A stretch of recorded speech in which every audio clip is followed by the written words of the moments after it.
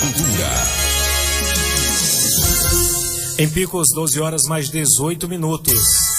Estamos de volta e recebendo nesta edição do Jornal da Cultura FM, Catarina Letícia Pinho Gomes, chefe de cartório da 10ª Zona Eleitoral de Picos, para uma análise sobre as eleições municipais deste ano.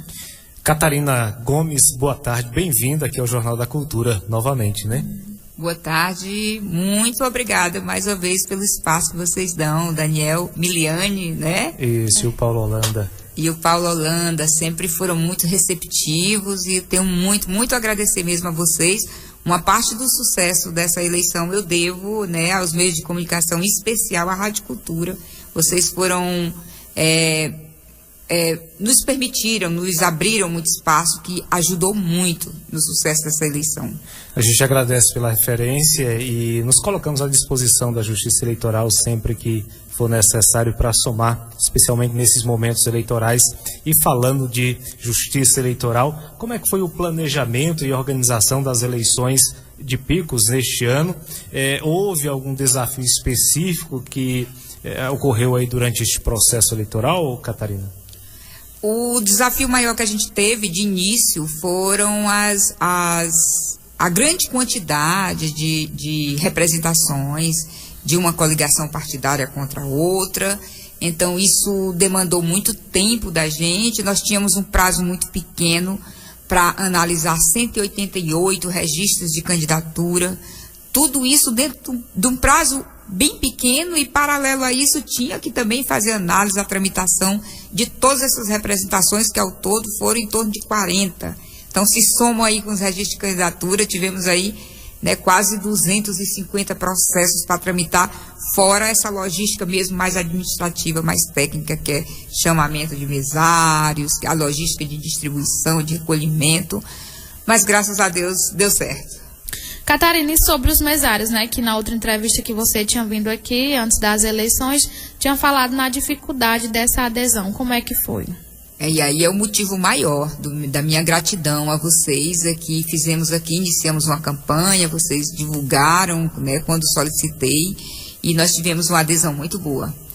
Ao sair daqui, cheguei no cartório, já tinha 14 mesários voluntários, isso foi surpresa, inclusive as pessoas que já têm muito tempo aqui no cartório disseram que se surpreenderam com essa quantidade de mesários voluntários. Então, sou muito grata, e isso me trouxe uma certa tranquilidade, que era uma grande preocupação que eu tinha, era não ter mesário suficiente, porque era muita gente pedindo para se ausentar.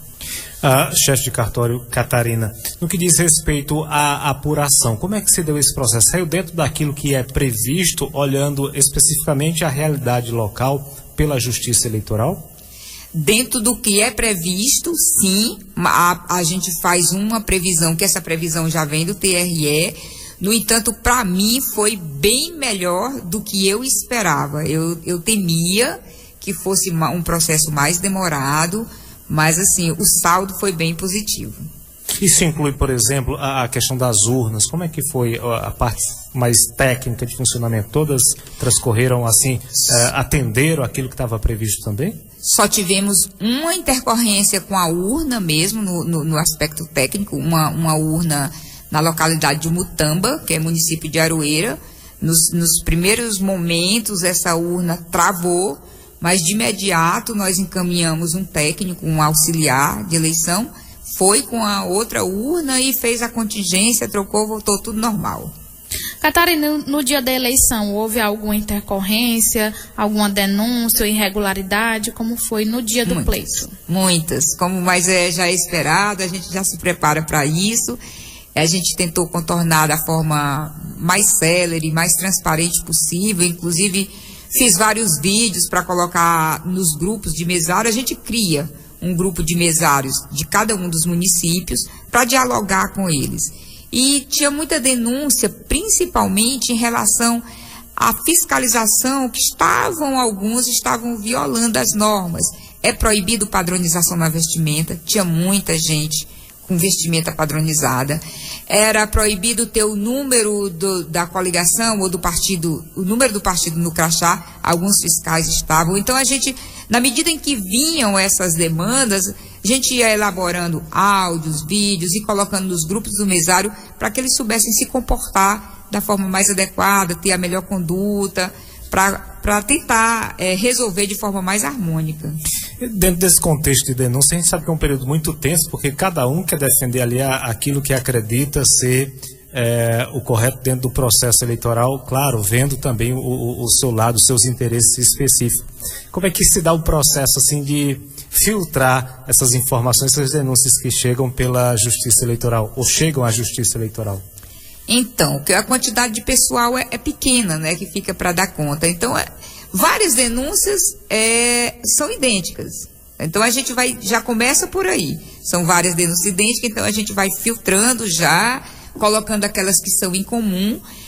E o grande aliado nosso, como eu falei anteriormente, foi esse grupo de mesário. Como não dava para a gente estar em todas as sessões, em todos os locais de votação que tinha denúncia, a gente mandava esse vídeo ou o áudio para os mesários e tentava, né, fazer com que eles mesmos tomassem essas atitudes.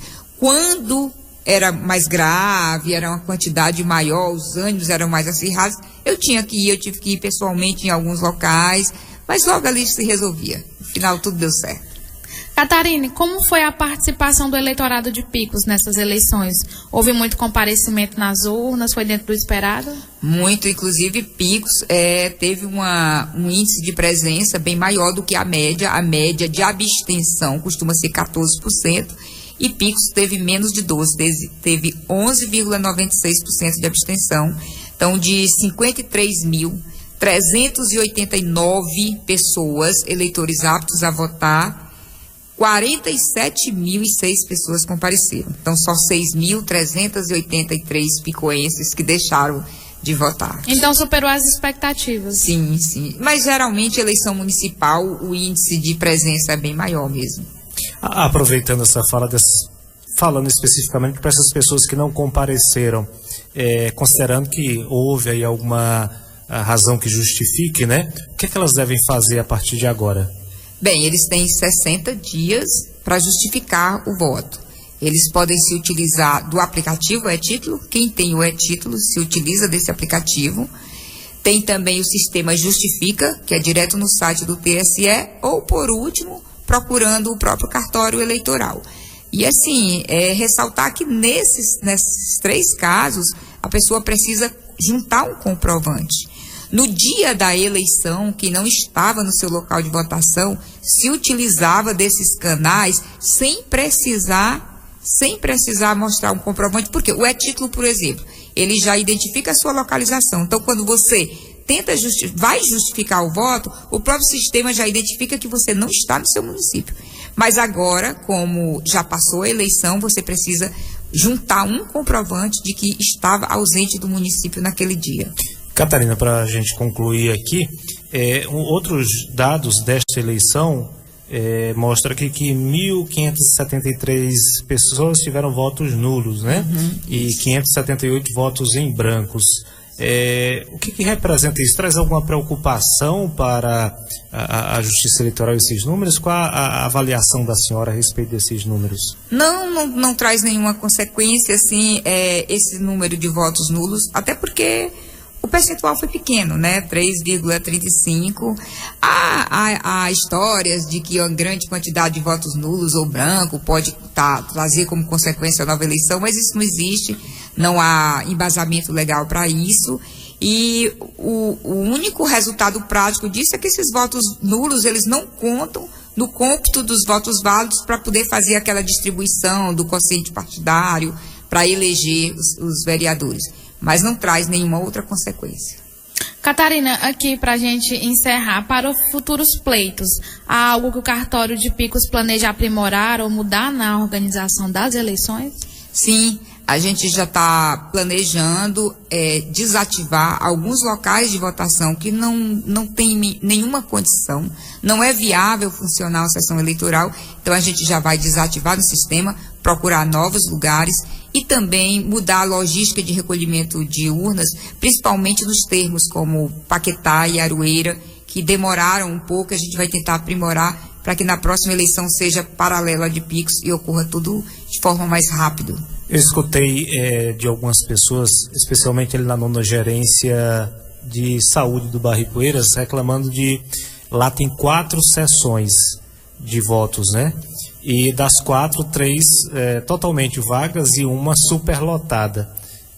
Nessas circunstâncias, a Justiça Eleitoral por si só pode fazer uma redistribuição identificando isso, ou teria que haver uma reivindicação ou iniciativa por parte do próprio eleitor de solicitar a mudança de sessão? O cartório eleitoral não pode fazer isso de plano, de ofício, tem que haver a manifestação do eleitor. O que nós podemos fazer é tentar fazer uma campanha junto a esses eleitores para que eles se dirijam ao cartório e requeiram essa transferência. É o caminho correto que a pessoa deve fazer. Isso, porque não é possível a gente fazer de plano, de ofício. É preciso que eles façam um requerimento. O máximo que nós podemos fazer é isso. É divulgar entre essas pessoas a necessidade de fazer essa transferência. Nós agradecemos a presença da senhora aqui no Jornal da Cultura, Catarina Gomes, que é chefe de cartório da 10ª Zona Eleitoral de Picos. Desejamos aí êxito na missão da senhora, né, as próximas eleições. Muito obrigado pela colaboração conosco aqui também. Eu que agradeço, estamos à disposição de vocês.